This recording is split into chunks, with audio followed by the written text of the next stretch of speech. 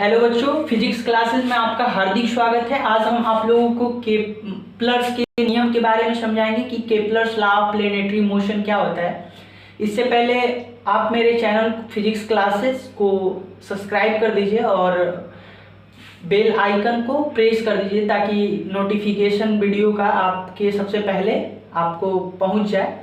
Kepler's law क्या है, इसको हम आज आप लोगों को समझाएंगे कि Kepler's law of planetary motion क्या होता है। देखिए, केप्लर्स के 3 नियम है, फर्स्ट लॉ, सेकंड लॉ और थर्ड लॉ। ये बहुत आसान है, आप लोग आसानी से समझ जाएंगे। मैं आप लोगों को बहुत आसानी से केप्लर्स के नियम को समझा दूंगा, बिल्कुल आसान हो जाएगा समझना आप लोगों को। इससे पहले आप सन को समझते होंगे, प्लेनेट्स को समझते होंगे और सैटेलाइट को समझते होंगे। जो केप्लर्स का नियम है इसे समझेंगे। ये एक इलिप्टिकल जो इस 3D है, 2D फिगर है, माइनर एक्सिस मेजर एक्सिस है। और इससे हम फर्स्ट लॉ को समझेंगे। All the planets move in elliptical orbit with the sun at the focus of the ellipse.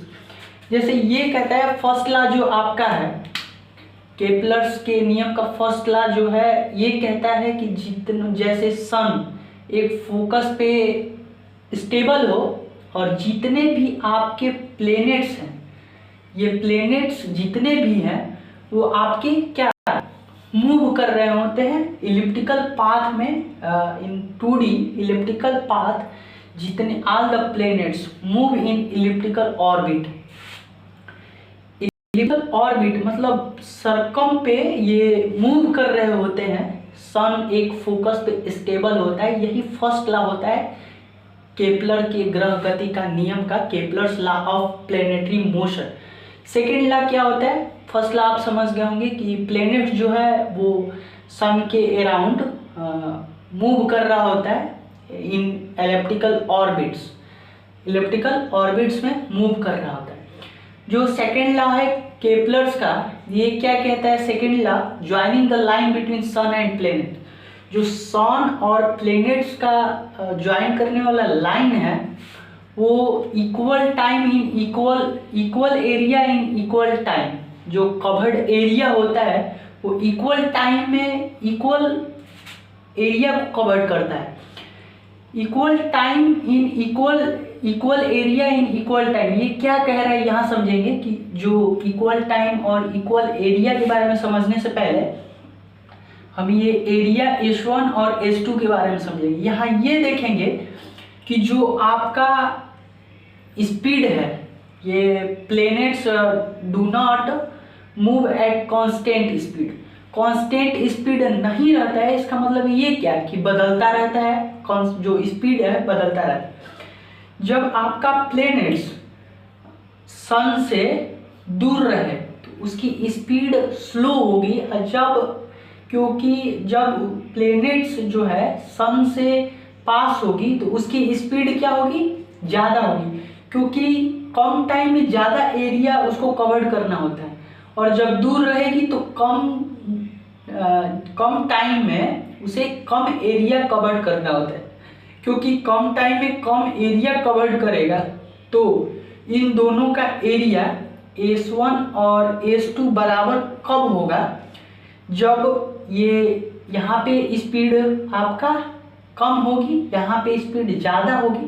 क्योंकि ये सन से दूर है, ये सन से पास है। जब दूरी आपका बढ़ेगा तो स्पीड घटेगा, और जब दूरी आपका घटेगा तो स्पीड बढ़ेगा। तो इससे दूरी और स्पीड से समझ लेंगे कि equal area in equal time क्या कहता है। ये सेकेंड लॉ जो है प्लेनेटरी मोशन, जो है प्लेनेटरी मोशन केप्लर्स लॉ, जो सेकेंड लॉ कहता है वो equal area in equal time, equal area in equal time. समान समय में समान क्षेत्रफल, मतलब एरिया जो है, जैसे उसकी स्पीड है तो इक्वल टाइम में इक्वल एरिया वो कवर करती है। ये सन से जब प्लेनेट डिस्टेंस दूर रहेगा तो वो उसकी स्पीड कम होगी और पास रहेगा तो ज़्यादा होगी, ताकि ज़्यादा कम समय में एरिया कवर कर।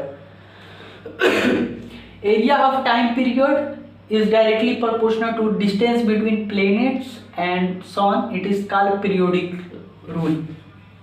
ये पीरियोडिक रूल क्या है इसे समझेंगे। ये थर्ड रूल है, थर्ड लॉ है केपलर्स का, इसे समझेंगे। केपलर्स का थर्ड लॉ क्या कहता है, जैसे अराउंड जब प्लेनेट मूव कर रहा होता है इन इलिप्टिकल ऑर्बिट, तो उसकी टाइम पीरियड जो है, उसके डिस्टेंस और टाइम पीरियड इन रिलेशन, जो रिलेशन अमोंग होता है इन दोनों के बीच, तो जो टाइम पीरियड होता है उसका स्क्वायर और जो उसकी डिस्टेंस होती है उसका क्यूब, इन दोनों के डायरेक्टली प्रोपोर्शन होता है।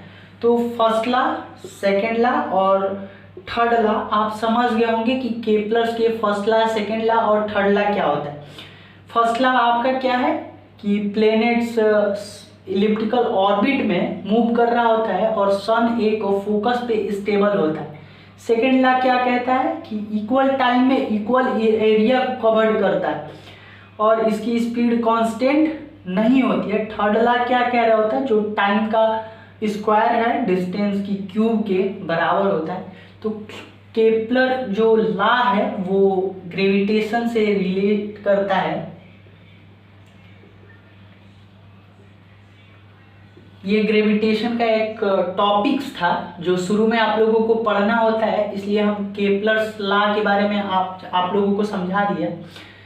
हमारे चैनल को सब्सक्राइब कर दीजिए ताकि physics@BHU आप लोगों को जितने भी हो सके और फिजिक्स से रिलेटेड टॉपिक्स पे वीडियो बना सके और आप लोगों तक पहुंच सके। Thank you for watching this video.